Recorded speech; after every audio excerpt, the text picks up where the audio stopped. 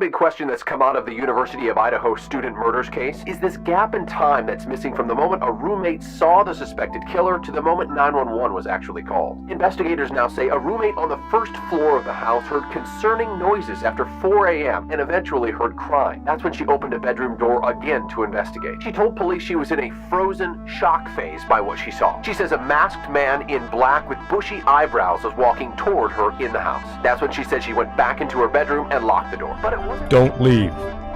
Even if you don't hear any activity, you could be walking right into a danger zone. But it wasn't until noon the next day, a full 8 hours later, that this roommate says she called friends over to the house to report a roommate was unconscious and not waking up. That's when 911 was called.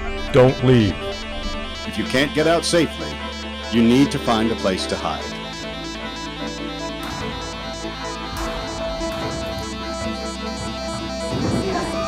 Frozen shock phase by what she saw.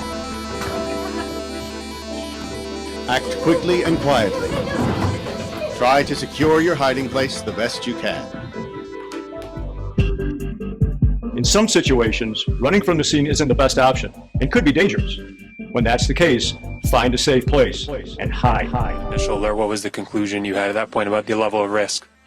Well, of course, your first, on the first vandal alert, it was high risk. We had really no information, and we asked our students to shelter in place, and until we got the all clear, from. Find a safe place and hide.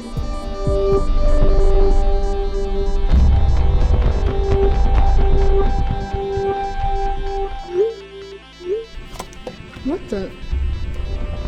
Did you just get this? Try to identify where the threat is taking place. Frozen shock phase. Turn out lights, and if possible, remember to lock doors. Silence your ringer and vibration mode on your cell phone.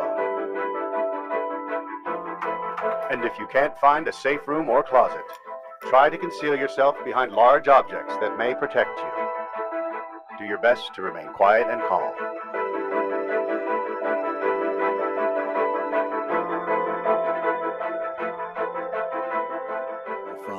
Well, it wasn't at all clear, but a reduced risk where we could where students could start to move around more freely. Oh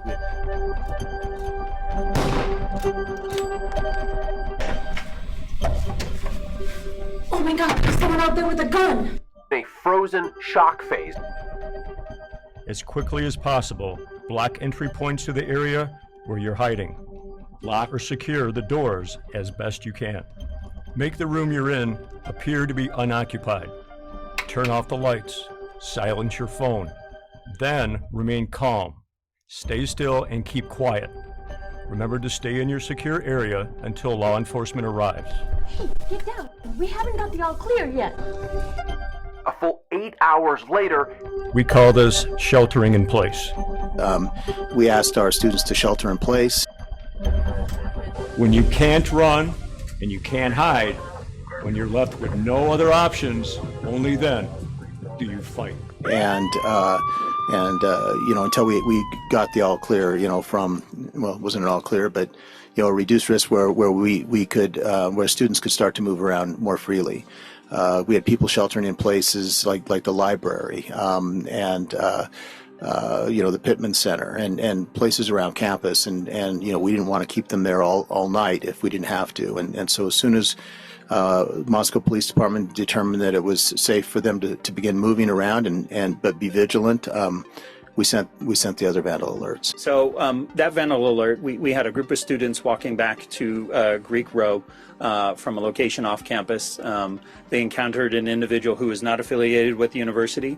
They got into, from my understanding, a verbal altercation, and he ended up flashing a knife at them. It was not a stabbing. It was not a stabbing attack. It was a threat, to the best that we know. We sent out a vandal alert warning the individuals of our campus community at that time. I don't have the specific date, but it's out there from that aspect of it. And it's my understanding that individual then later turned himself into law enforcement, and they've addressed what that happens. I'm just curious about the law. I don't mean to. Oh no, yeah, I can find it for you. Yeah. So I can't answer the question of whether he's connected with this or not. We want to thank you again for coming. That's going to be all the questions we take at this time. We It wasn't appreciate until noon the next day, a full 8 hours later, that this roommate says she called friends over to the house to report a roommate was unconscious and not waking up. That's when 911 was called. But Kaylee Gonzalez's father met this roommate and is certain she has nothing to do with it. I think it's another victim of this crime. I mean, this is a girl that's wasn't prepared to see what she's seen. My heart goes out to her. We can't really tell what motivates people in a moment, especially one of great fear, to act in the manner that they did. I don't think that that in any way implicates this person. I mean, certainly we don't have any evidence of that. And who knows what had gone on at that place before, or what she thought may have been consensual activity. Frozen shock face.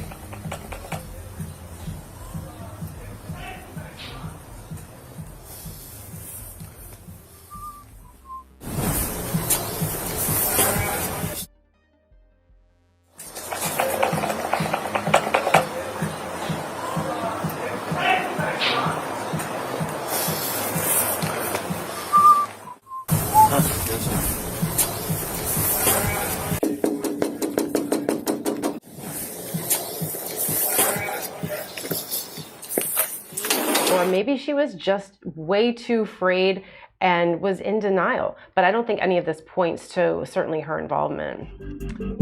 In some situations, running from the scene isn't the best option and could be dangerous. When that's the case, find a safe place and hide.